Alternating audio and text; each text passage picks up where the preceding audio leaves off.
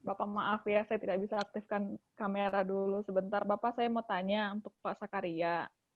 Selamat ya Pak, sudah ikut asosiasi. Saya mau tanya, Bapak teman-temannya yang lain ada tidak yang tidak mau ikut asosiasi? Secerita-ceritanya Bapak sesama petani. Terus kira-kira teman-temannya Bapak itu kenapa tidak mau ikut asosiasi begitu Pak? Menurut Bapak apa sih tantangannya untuk merekrut petani ini supaya mereka dijadikan kelompok? Karena small is beautiful untuk yang sekarang ini kan, halo? Ya. Silakan. Small is beautiful itu kan untuk sekarang ini kan justru membuat kita jadi susah diaturnya. Sementara RSPO ini menurut saya kita itu harus digabungkan, harus diurus bersama-sama. Pertanyaan saya itu sih Pak. Terima kasih. Oh, ya. Memang ya teman-teman itu banyak yang nggak mau kan. Mereka itu kan ya gimana ya.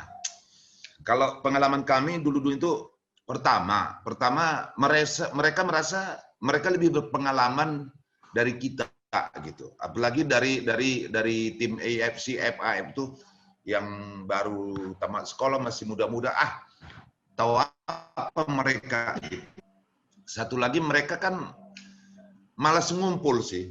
Malas ngumpul tuh malas. Lebih bagus aku ke ladang gitu. Padahal mereka sendiri ke ladang juga bukan bekerja gitu. Itu memang ada kendala-kendalanya. Kemudian apa sih yang dapat dari situ? Apakah dapat duit? Nah, sementara seperti yang dibilang Bu Ellen tadi kan, bahwa itu kita ngumpul itu ilmu yang mau kita diberikan gitu kan. Itu yang kendala-kendalanya gitu. Kemudian satu lagi kendalanya juga, makanya sering kita juga ada kumpulan malam. Karena sering mereka petani itu kalau siang nggak bisa. Tapi itu juga kita fasilitasi bagi desa. Ada juga kelompok-kelompok itu yang siangnya nggak bisa ketemu, ya malam ketemunya gitu. Makanya seperti bilang Bu Ellen tadi, siang malam jadi pertemuan gitu. Begitu juga yang dialami kami di sini, rekan-rekan kami di sini, FA ini, ya ada desa tertentu harus malam pertemuannya gitu. Banyak sekali kendalanya gitu. Tapi yang jelas kalau belakangan ini setelah kita lulus ini mendapat benefit dari penjualan sertifikat itu sepertinya udah banyak yang welcome gitu loh. Oh, syukurlah. Jadi bisa nambah dong ini apa namanya anggota asosiasinya sekarang sudah bertambah dari aslinya. Ya udah Pak. Dari sebelumnya kan cuma 386. Ya. Sekarang udah 735 gitu. Total hektar? Total hektarannya jadi 1.532. Tadinya yang 386. Okay. Dari apa? 6 dari 685 menjadi 1.532 hektar. Oke. Ya mudah-mudahan kalau tahun depan lebih banyak lagi lah. Yalah, biar kita kuasai rantau Prapat itu ya. Oh iya. Mantap. Pak Francisca, mungkin kita bisa tambahkan sebenarnya apa kendala sulitnya di mana tadi. Memang tadi Pak Ginting udah jelasin, saya juga dari pihak Musimas AFC, karena saya pertama kali dan Bu Helen yang turun ke lapangan dan akhirnya kita mencapai ini memang tidak yang sangat gampang.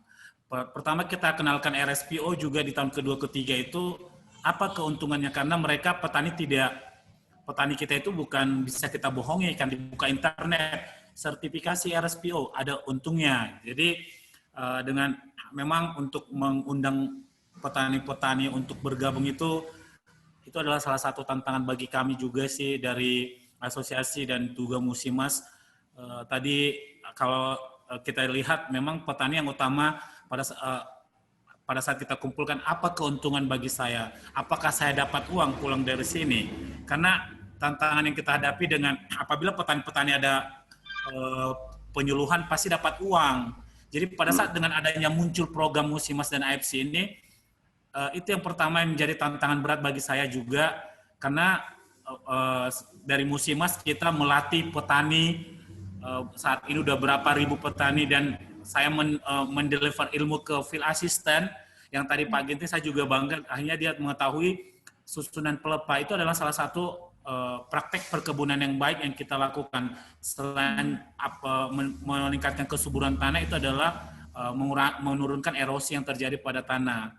Jadi Bu Francesca memang kendala yang hadapi mengumpulkannya itu ya. Itomo itu. Oh itu. Urus penjunta itu. Aduh, kena lagi dah aku kan. Next Pak, next. Jadi memang buat teman-teman yang ada di webinar ini kali ini juga seperti tadi penyampaian program Musimas bahwa petani yang berkelanjutan itu bukan segampang yang kita lihat. Mungkin Bapak Ibu lihat video kami tadi Pak Ginting mendapat sertifikasi. Jadi ada banyak tantangan yang kami hadapi dan kami juga banyak yang tadi seperti tadi luasan yang kita capai tersebut itu ya memang luar biasa yang saya hadapi. Mungkin saya juga melihat petani itu jadi sebagai saudara dan teman. Kalau kita anggap, mungkin saya sebagai agronomis mengajar sebagai guru, mereka tidak akan mau datang besok-besok lagi kalau kita mengajarnya bagaimana komunikasi kita ke petani. Bisa jadi mungkin, oh pupuk ini.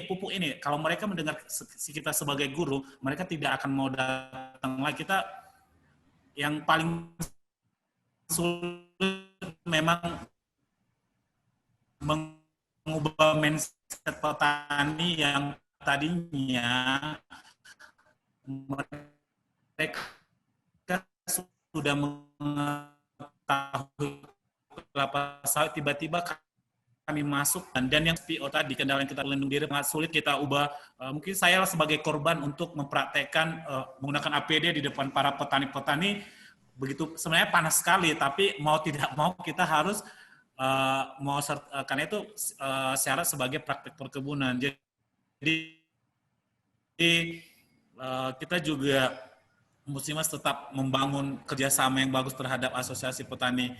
Ya bagi teman-teman juga dengan ada melihat webinar kali ini, ya kita juga mengharapkan para petani yang lainnya juga semakin terbeban untuk ikut menjadi petani yang berkelanjutan karena bukan hanya manfaat bagi kita, perusahaan juga bagi petani. Tadi Pak Ginting sudah jelaskan,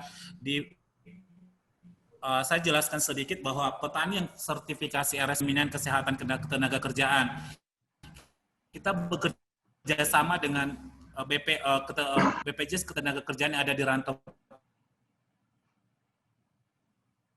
Di petani kita sudah mendapatkan jaminan ketenagakerjaan. Jadi dengan itu mereka mendapatkan benefit. Mungkin tidak secara saat ini benefit secara langsung yang didapatkan petani kita karena luasannya masih 685 masih sedikit, tapi benefit yang didapatkan secara salah satu BPJS Ketenagakerjaan menggunakan APD, dia juga praktek pemasaran dapat akses pemupukan, kita sudah sediakan di mana pupuk-pupuk yang dikatakan pupuk yang bagus. Pupuk yang diberikan kepada petani kita itu adalah pupuk yang sudah Musimas cek di laboratorium bahwa kandungan nitrogen, fosfor, kalium, dan magnesiumnya itu sudah terpercaya. Jadi petani membeli pupuk. Jadi itu akses yang kita lakukan. Bukan hanya bagaimana tadi RSPO saja, tidak. BMP yang utama yang bisa kita sampaikan tadi. Tapi tantangan yang kita hadapi tadi memang bagaimana engagement kita terhadap para petani, tapi harapan kita mungkin kalau ada pemerintah di sini, kita juga kerjasama selalu mencapai itu bukan hanya kita sendiri, kita juga undang para pemangku kepentingan, seperti tadi pemerintah. Kita butuh pemerintah mendapatkan petani-petani itu di mana sebenarnya perkebunan perlu kelapa sawit. Jadi seperti di lapangan kita juga bekerja sama dengan penyuluh lapang, Bapak Ibu. Jadi penyuluh lapang itu kita undang juga untuk hadir di pelatihan kita. Memang program kita ini independen. Kita sebelumnya belum, tadi Bu Helen udah jelasin. Jadi harapan kita ke depan dengan adanya petani sawit yang berkelanjutan, kita semakin petani-petani itu semakin mengerti karena Musimas juga sudah banyak yang mau semakin banyak luasan-luasan yang kita dapatkan.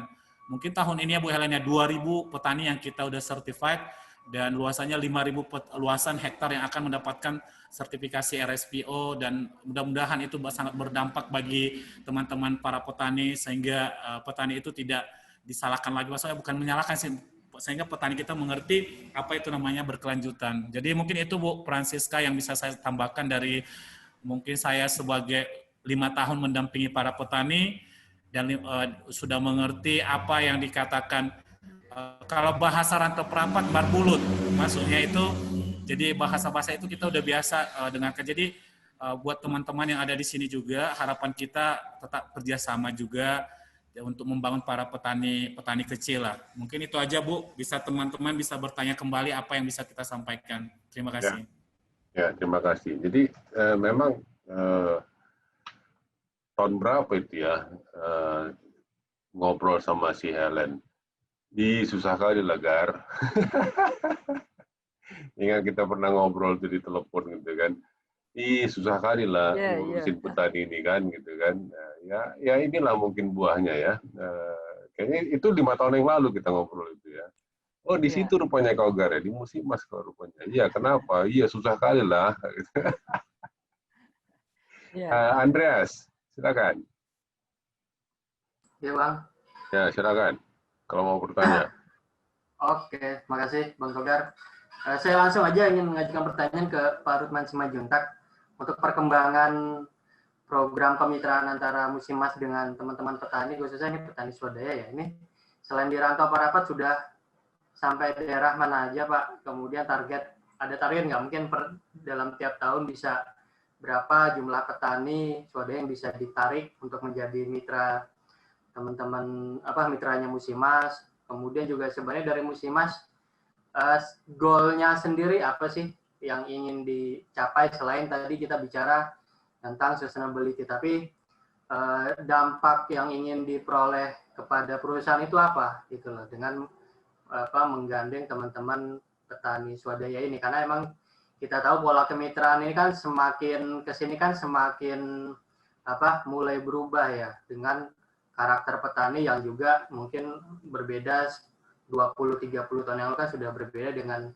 zaman sekarang. Nah ini mungkin Musimas juga punya pola kemitraan apa yang ingin ditawarkan kepada petani supaya mereka juga tertarik untuk ikut menjadi mitranya Musimas, karena semua perusahaan juga sekarang kan berlomba-lomba nih mengajak teman-teman petani swadaya, karena seiring dengan pola Peertrans, plasma yang sudah mulai menurun, karena kan teman-teman plasma juga sekarang sudah mau tidak mau diakui udah menjadi petani swadaya juga, karena kan hubungannya sudah cair gitu.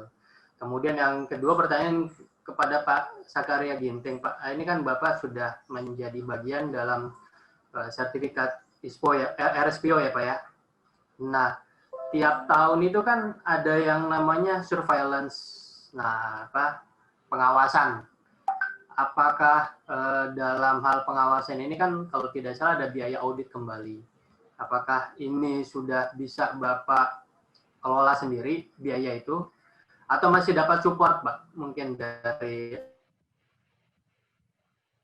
entah dari Musimas atau mungkin dari pihak lain yang memang berkepentingan dengan kelompok tani Bapak. Dan kalau memang bisa mandiri sudah bisa membayar biaya audit surveillance sudah bagus sekali Pak, karena kan kelihatannya ada kendala di seputar hal itu untuk teman-teman yang ingin terlibat dalam sertifikat sustainability baik RSPO maupun ISPO. Kalau boleh tahu ISPO juga sudah dapat ya Pak ya, selain RSPO ya Pak?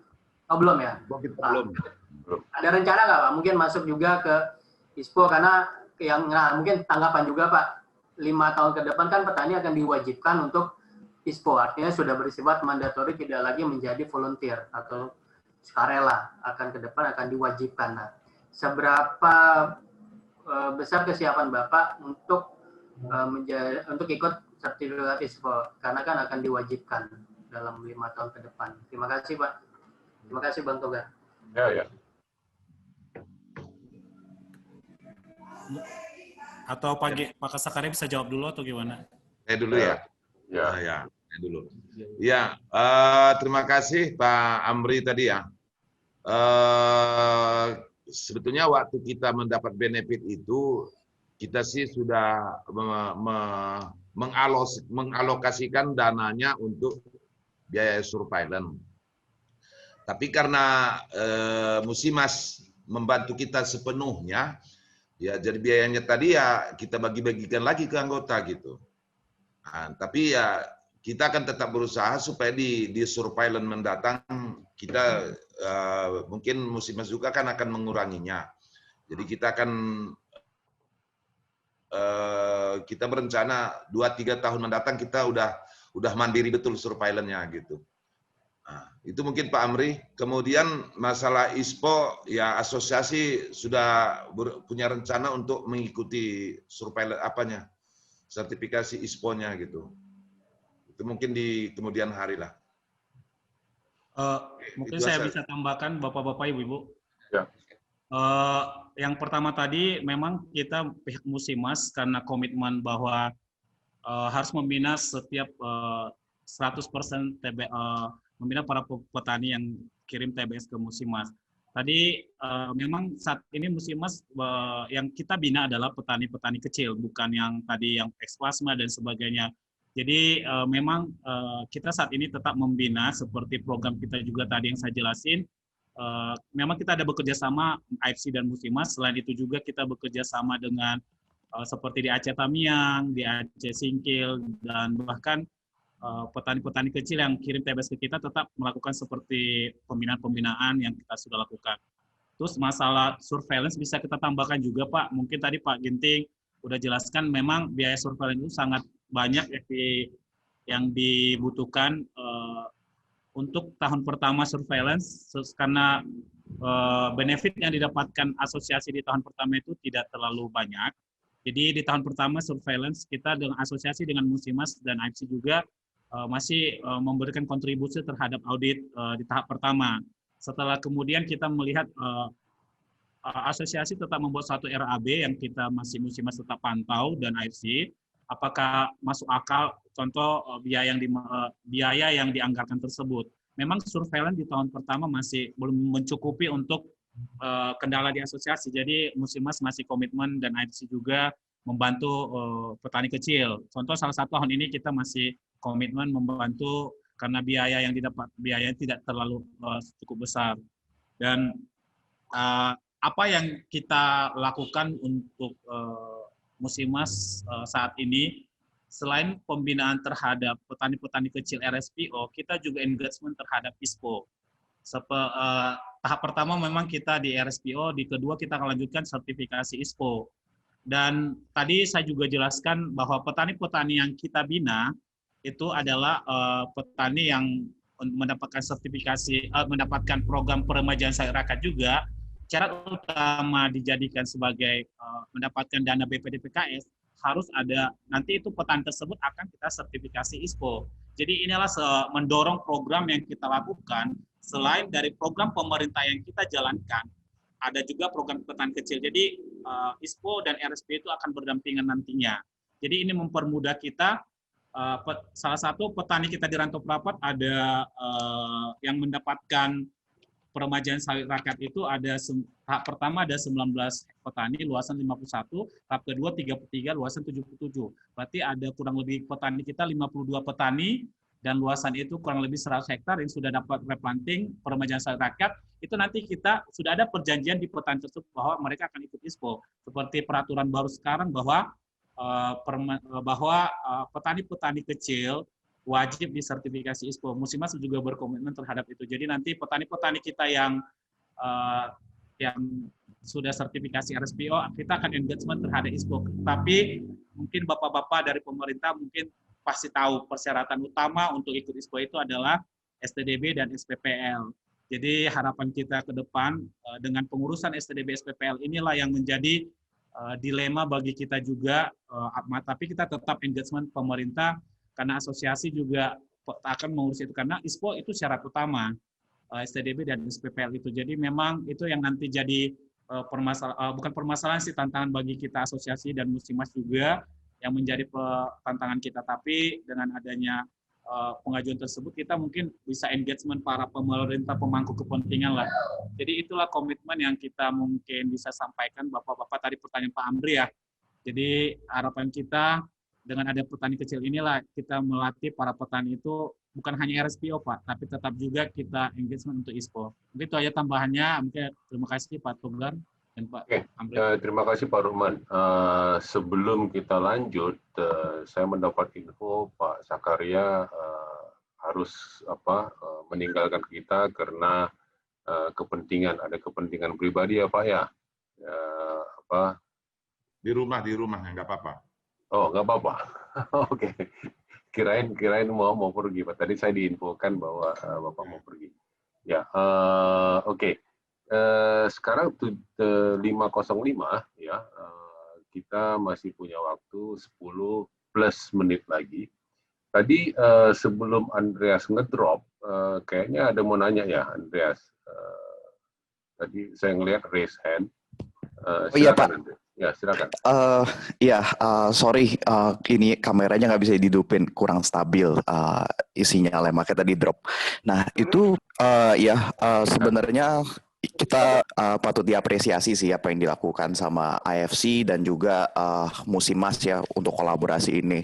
Nah sebenarnya kan ini program menarik dan bisa dijalankan untuk tempat-tempat lain. Nah, apakah untuk AFC ini program profit atau inisiatif non-profit, dan apa ada perusahaan lain yang memang dengan skema yang sama? Dan mungkin itu untuk AFC dan untuk Pasakarya, Pak. Kira-kira itu tahun lalu kan cuaca kering ya, Pak ya. Sekarang udah mulai membaik belum ya produksi dari kebunnya Bapak dan petani-petani di asosiasinya Bapak.